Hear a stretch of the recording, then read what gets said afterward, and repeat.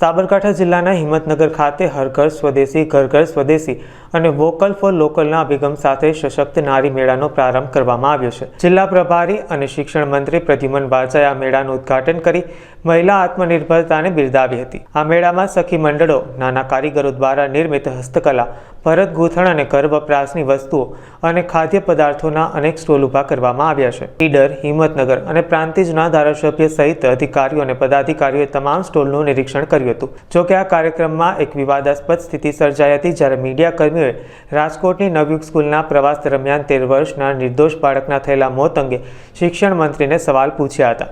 રાજ્યના શિક્ષણ મંત્રી હોવા છતાં સંવેદનશીલ મુદ્દે પ્રતિક્રિયા આપવાને બદલે મંત્રીએ મૌન સેવી ત્યાંથી ચાલતી પકડી હતી, જેના પગલે વાલીઓમાં ભારે રોષ અને ચર્ચા જોવા મળી હતી।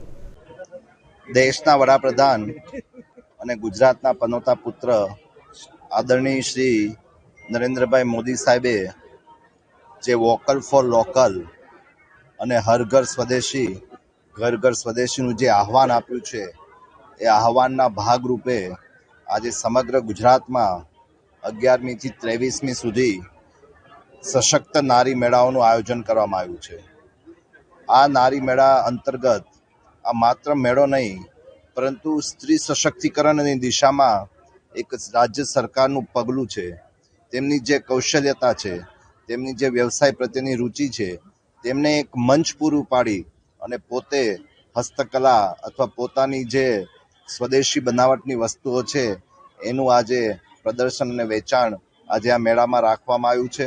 અને નરેન્દ્રભાઈ મોદી સાહેબે જે મહિલા સશક્તિકરણની જે વાત કરી છે કે દીકરી છે એ જન્મે એની પહેલાં પણ એમણે ચિંતા કરી છે કે લિંગ પરીક્ષણ જે થાય છે એના વિરુદ્ધ બેટી બચાવો અને બેટી પઢાઓ અભિયાન શરૂ કર્યું છે।